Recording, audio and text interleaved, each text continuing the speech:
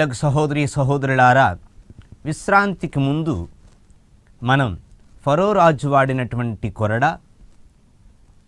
అదేవిధంగా యేసయ్య వాడినటువంటి కొరడ, వీటి గురించి ధ్యానించాం.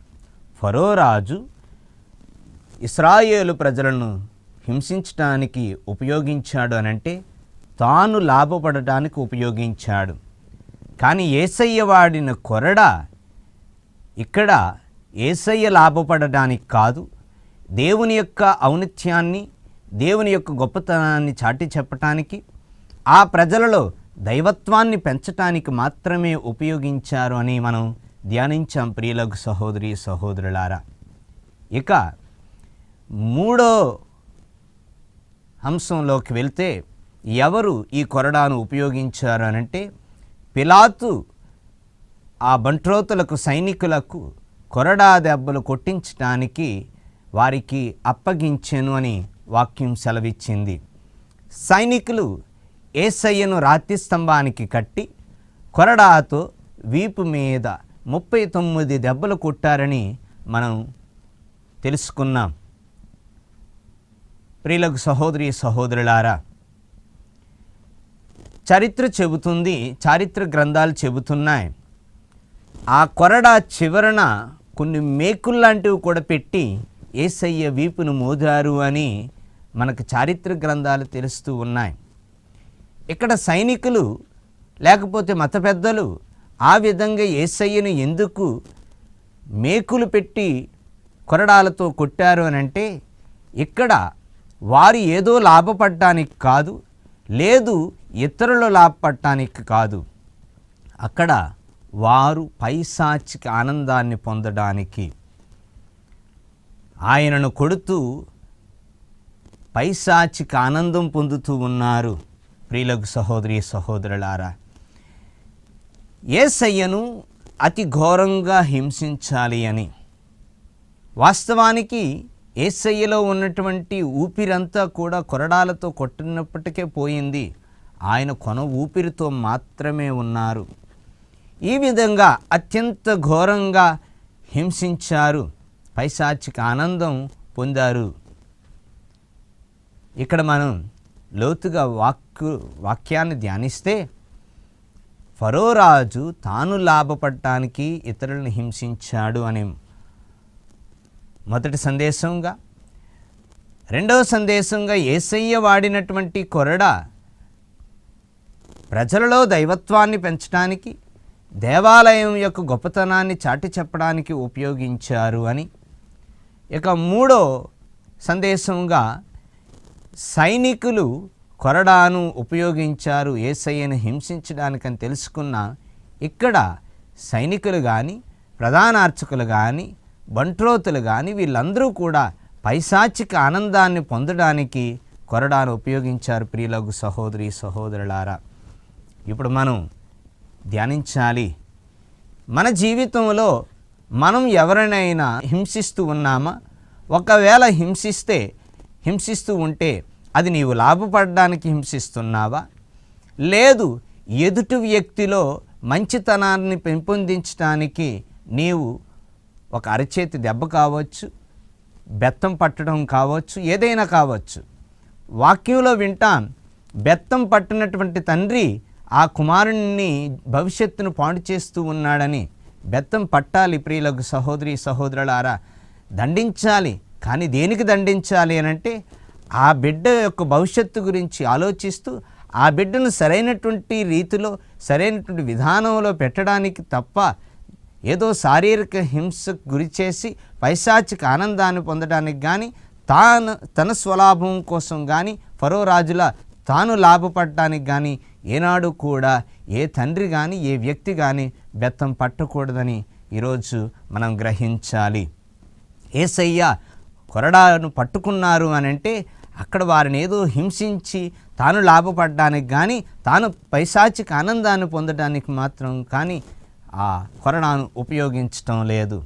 ఆయన ఉపయోగిస్తున్నది దేనికోసం అని అంటే దేవాలయం యొక్క ఔన్నత్యం వారు వ్యాపార స్థలంగా మార్చేశారు. దేవుని ఆలయంలో నిత్యం పూజలు జరగాలి, నిత్యం బలులు అర్పిస్తూ దేవునికి ధూప దీప నైవేద్యాలు అర్పించేటువంటి స్థలంలో వీరు వ్యాపార స్థలంగా మార్చి దాని నుండి లాభపడుతూ ఉన్నారు దేవుని ఆలయం నుండి అని కోపగించుకొని అక్కడ ఉన్నటువంటి వాటినన్నిటిని కూడా బయటకు పారద్రోలారు.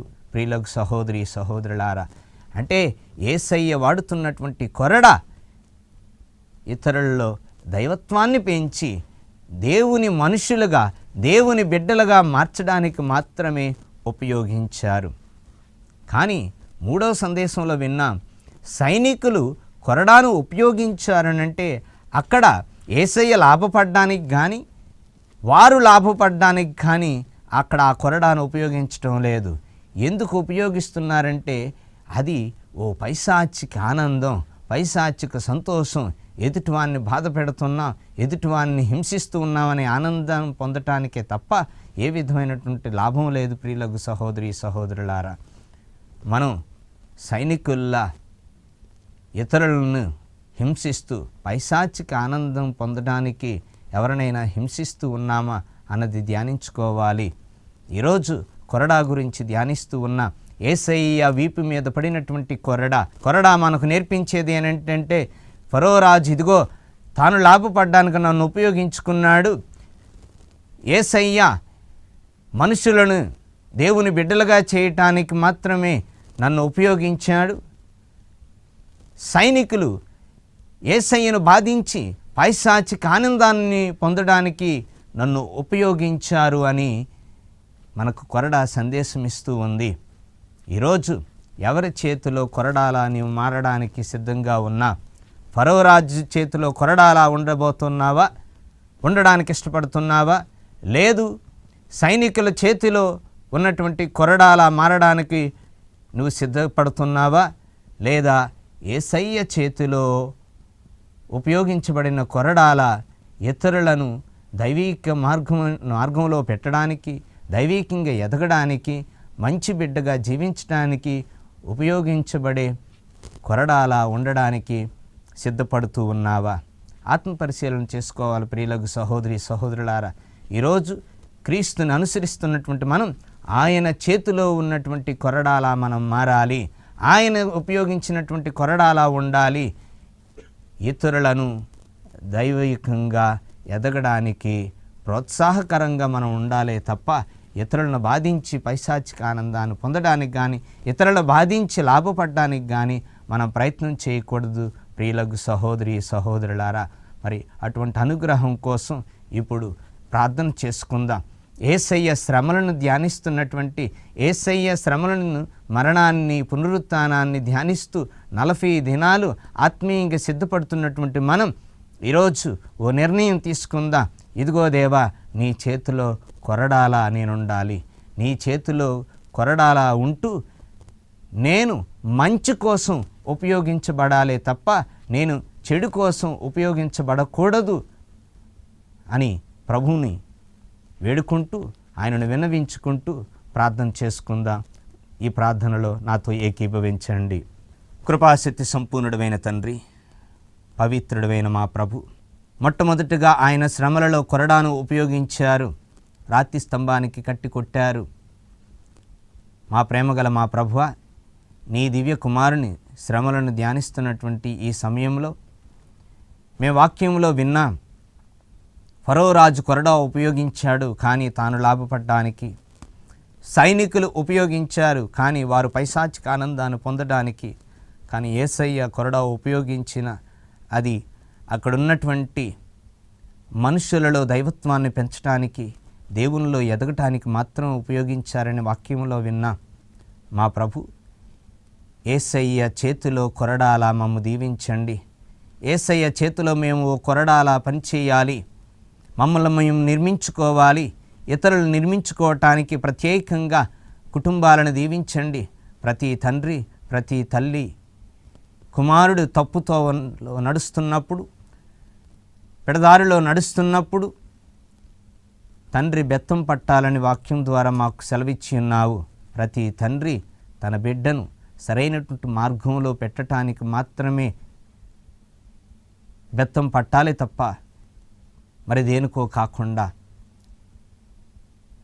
చక్కగా బిడ్డలను పెంచుటకు మాత్రమే బెత్తం పట్టాలని వాక్యం ద్వారా సెలవిచ్చావు. అందుకు నీకు స్తోత్రం.